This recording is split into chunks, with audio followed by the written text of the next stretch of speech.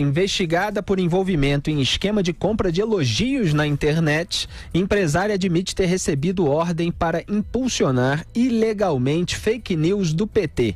Em depoimento ao Ministério Público Federal, essa é para rir mesmo, Augusto, Joyce Faletti afirmou que recebeu ordens do deputado Miguel Correia, do PT de Minas Gerais, para direcionar conteúdo favorável a candidatos petistas durante a eleição. Segundo a dona da empresa LaJoy, eu não sei se é LaJoy, como é que se fala? É LaJoy mesmo. O esquema de propaganda ilegal teria atingido 10 milhões de internautas durante a campanha. A empresária diz que se sentiu usada e enganada pelo deputado Miguel Correia e que chegou a contratar 70 influenciadores digitais para atuar em prol das candidaturas petistas. O dinheiro prometido, porém, nunca foi pago pelo petista. Não surpreende ninguém essa, né? Não. O esquema teria beneficiado as candidaturas de Lula, Gleisi Hoffmann, Luiz Marinho e Wellington Dias. Miguel Correia tornou-se alvo de uma ação do Ministério Público Eleitoral por abuso de poder econômico. A Procuradoria pede na ação que o petista seja declarado inelegível pela Justiça.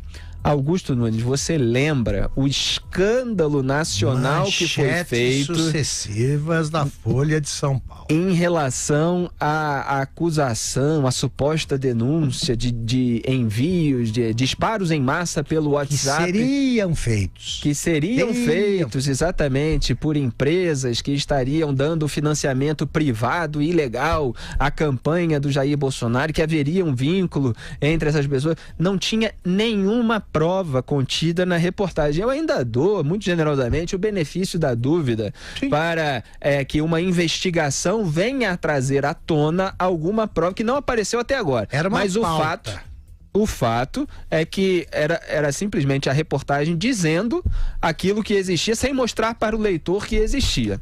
Depois, inclusive, teve uma suíte, como a gente chama no jornalismo, né? Uma continuação daquela mesma matéria, dizendo que depoimentos confirmariam aquilo.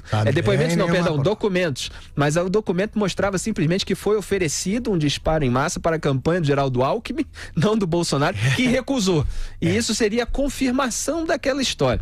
Quer dizer, foi feito um escarcéu em cima disso, sem ter nada, e aqui existe um depoimento, uma confissão, Augusto. Agora é uma prova. Quer dizer, agora você tem uma matéria em que o jornalista não precisa trazer nada de uma fonte secreta, tem lá o depoimento sobre um esquema do PT. Declarações. Exatamente, de apoio por rede social.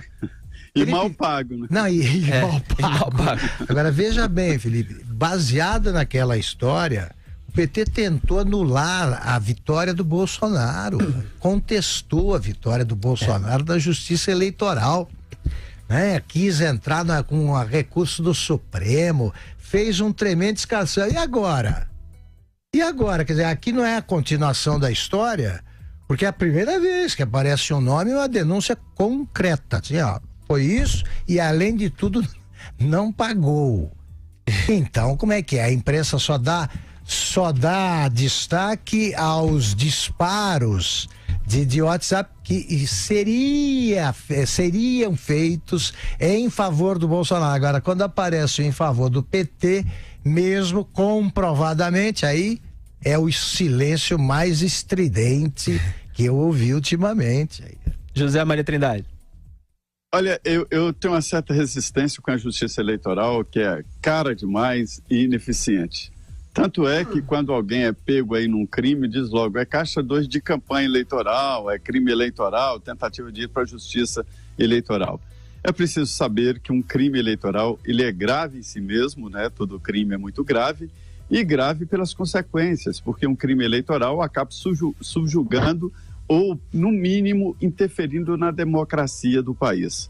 Eu acho que tinha que pegar todos esses aí, de empresário a quem pagou, quem prometeu, e punir severamente. Não se pode brincar com o destino do país desse jeito, de uma maneira tão impune, né? Saber que você comete um crime durante o processo eleitoral que pode interferir na democracia e fica por isso mesmo, quer dizer, é um absurdo isso.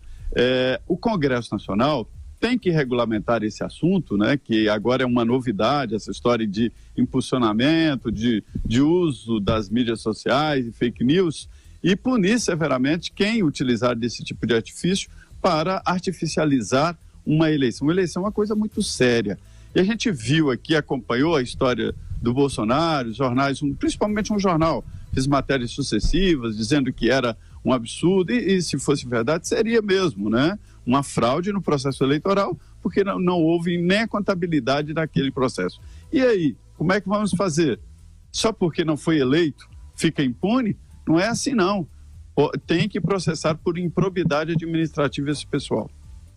Exatamente, Zé Maria Trindade. Eu tinha comentado aqui outro dia na rádio que geralmente quando o PT acusa alguém de algo é porque o PT já fez igual ou pior. E tá aí a prova, né? Quer dizer, vamos dizer que não é prova ainda, que é um depoimento que precisa ser ainda apurado, investigado, mas tá aí um indício de que isso pode de fato ter ocorrido. E a gente vai acompanhar essas investigações no detalhe também. Como muito bem disse o Zé Maria Trindade, não é porque perdeu a eleição que não tem de ser punido se for comprovado mesmo um esquema ilegal. É porque até agora era um caso na clandestinidade, né, Felipe? Porque você não tinha não tinha nada para você investigar ali, ou conferir, porque não aparecia nome, a coisa seria feita. Agora não. Agora tá até aqui uma pessoa dizendo que aconteceu e dando os nomes de quem contratou. Exatamente. E é bom lembrar que teve aquele caso que ganhou hashtag no Twitter, mensalinho do PT, que também tinha uma denunciante alegando ali um pedido para que eles espalhassem certas narrativas do partido, e também foi muito comentado na época na internet. Eu espero que essas investigações se encontrem em algum momento. A gente vai